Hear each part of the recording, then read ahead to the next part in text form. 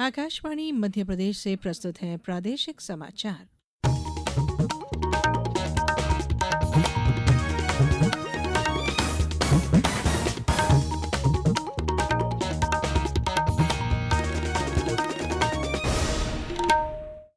नमस्कार, समाचारों के साथ मैं धारणा सचदेव।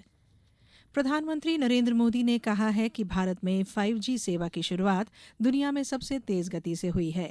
यहां केवल 2 ही वर्षों में 4 करोड़ 81 लाख बेस स्टेशन स्थापित किए गए हैं। डिजिटल इंडिया कार्यक्रम के 10 वर्ष पूरे होने पर एक ब्लॉग में श्री मोदी ने कहा कि हाई स्पीड इंटरनेट अब शहरी केंद्रों के साथ साथ गलवान, सियाचिन और लद्दाख सहित अग्रिम सैन्य चौकियों तक भी पहुंच गया है।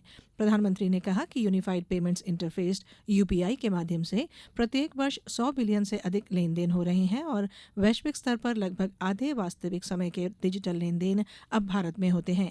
उन्होंने कहा कि 2014 में भारत में लगभग 25 करोड़ इंटरनेट कनेक्शन थे, जो अब बढ़कर 97 करोड़ से अधिक हो गए हैं। श्री मोदी ने कहा कि भारत की डिजिटल अर्थव्यवस्था सूक्ष्म, लघु और मध्यम उद्योगों तथा छोटे उद्यमियों को पहले से कहीं अधिक सशक्त बना रही है।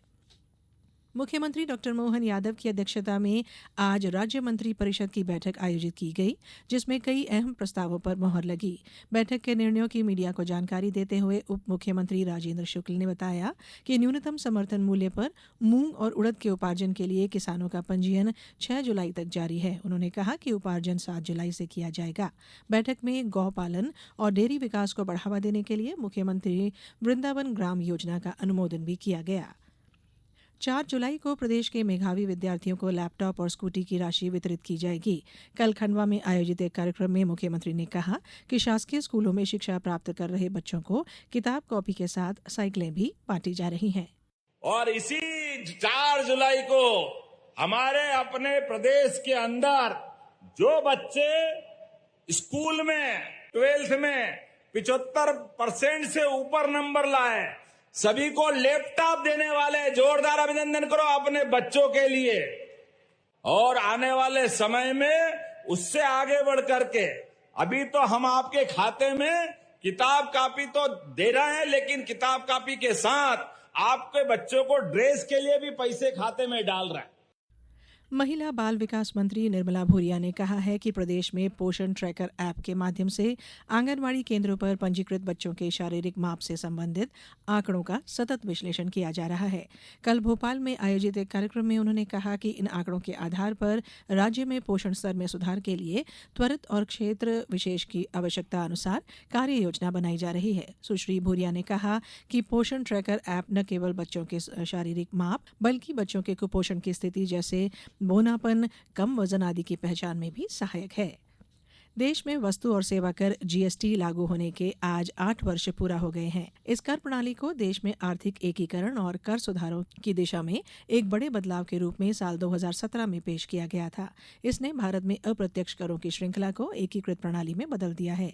इधर प्रदेश में भी 8वां जीएसटी दिवस मनाया जा रहा है। भोपाल के रविन्द्र भवन में आयोजित कार्यक्रम की अध्यक्षता मुख्य आयुक्त सीमा शुल्क सीजीएसटी और केंद्रीय उत्पाद शुल्क मध्य प्रदेश मानस रंजन मोहंती ने की। इस समारोह में निर्यातकों और एमएसएमई सहित करदाताओं को विभिन्न मापदंडों पर सरकारी खजानों में उनके योगदान के लिए सम्मानित किया गया। अब कुछ समाचार संक्षेप में।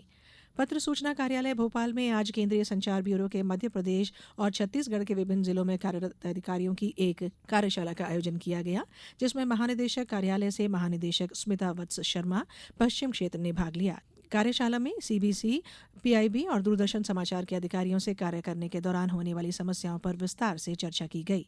आगरमालवा में जलगंगा संवर्धन अभियान समापन मौके पर कल जल संरक्षण और संवर्धन के कार्यों की प्रदर्शनी लगाई गई। नीमच में आज से लोक निर्माण विभाग द्वारा पौधारोपण अभियान शुरू हुआ। नर्मदापुरम जिले के सतपुड़ा टाइगर रिजर्व के कोर क्षेत्र मड़ई और चूरना में आज से जंगल सफारी बंद हो गई है और मौसम विभाग ने आज जबलपुर में भारी बारिश का अलर्ट जारी किया है। इस बुलेटिन में इतना ही। अगला बुलेटिन शाम 7:10 पर। नमस्कार।